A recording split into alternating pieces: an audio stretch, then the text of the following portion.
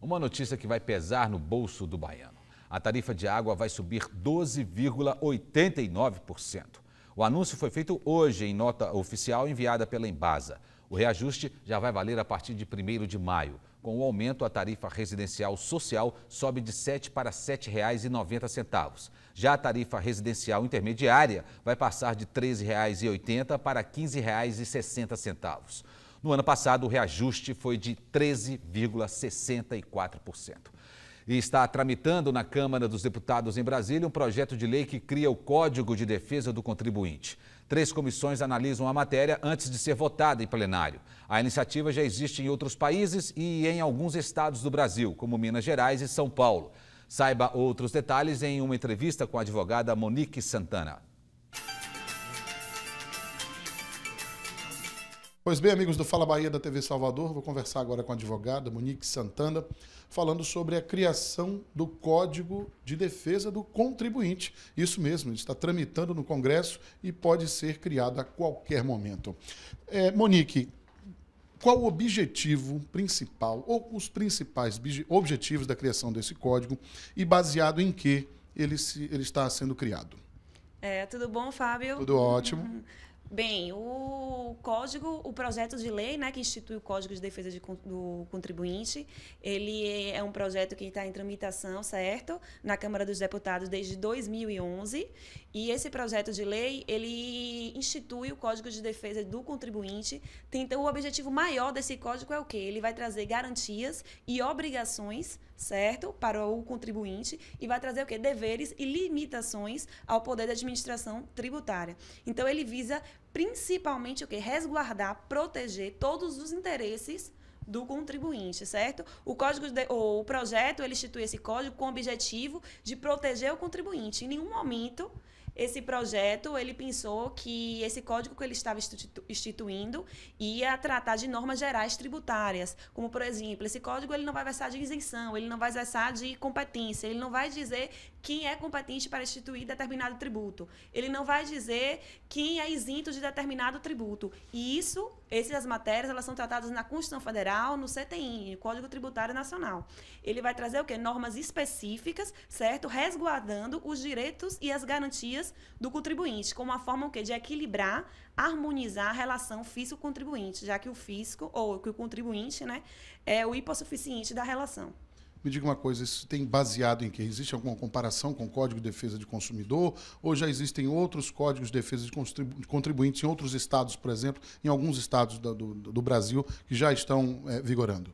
Sim, baseado sim. Ele vem seguindo o quê? Experiências, certo? Adotadas em outros estados, em que os estados, eles criam esses códigos, já são criados esses códigos de defesa do contribuinte estaduais, certo? E aí vem esse projeto de lei, como exemplo, com esses projetos, criar o Código de Defesa do Contribuinte em âmbito nacional. Além disso, tem alguns países que já têm esse projeto de lei. Estados Unidos, Itália e Espanha, já são países que já têm esse projeto de lei semelhante a esse nosso. E aqui no Brasil, quais estados já estão com esse código? Ceará, tem Minas, Santa Catarina e São Paulo, certo? Aqui no Brasil, esse projeto de lei, hoje ele está em tramitação, como eu disse, já na Câmara dos Deputados. Ele deverá ser analisado por 3 comissões, certo? Até a presente data, ele só foi analisado por uma comissão, que foi a Comissão do Trabalho, certo? E do Serviço Público. E essa comissão já aprovou, certo? Já deu um parecer favorável, o que já é uma vitória, certo, para esse projeto de lei. Então, assim, aprovado por essas 3 comissões, esse projeto ele vai passar pelo plenário. Aprovado pelo plenário, ele sobe para o Senado, certo? E aprovado pelo Senado, ele vai ser o quê? Sancionado pelo presidente da República. E só a partir da sanção do presidente da República é que ele passa a ter eficácia e o quê? A validade no âmbito jurídico. Em outras palavras, ele passa a ter o quê? Efeito na sociedade. Nós, cidadãos, vamos ser obrigados a obedecer o que está ali. Que pontos importantes você pode citar que podem estar dentro desse código? Certo. O código ele tem vários pontos que eu considero interessantes, certo? Um que eu considero muito importante é a questão da obrigação da consulta. O código ele obriga, certo, a administração tributária a responder todas as consultas que forem feitas pelo contribuinte à administração. Hoje em dia, o contribuinte ele faz uma consulta, tem uma determinada situação, e o contribuinte ele não sabe se cabe a incidência daquele tributo ou não, se ele deve pagar aquele tributo ou não. Então, ele faz uma consulta formal perante a Receita Federal, certo? Mas muitas vezes ele não obtém resposta. Certo? Então, esse código, uma das propostas desse código é justamente o quê? Obrigar a administração, a Receita Federal, responder todas essas consultas feitas pelo contribuinte.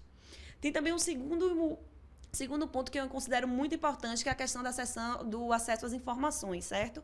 Esse código, ele obriga a administração tributária, certo? A fornecer todas as informações de interesse do contribuinte que estiverem de posse da administração tributária.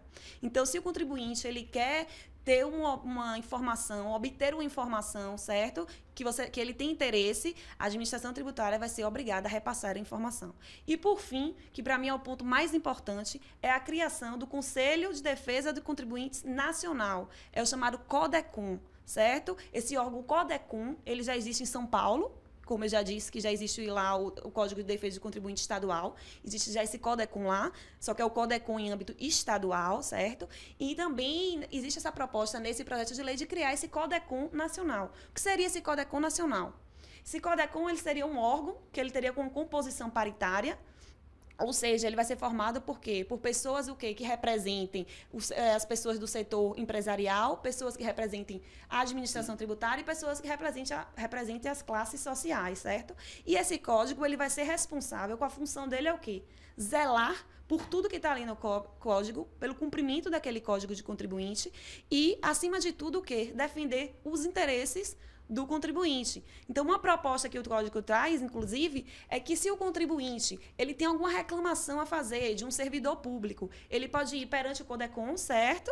E ele vai lá fazer essa reclamação dele no CODECON e o CODECON vai o quê? Abrir uma sindicância com aquele servidor público, certo? Para investigar aquele caso.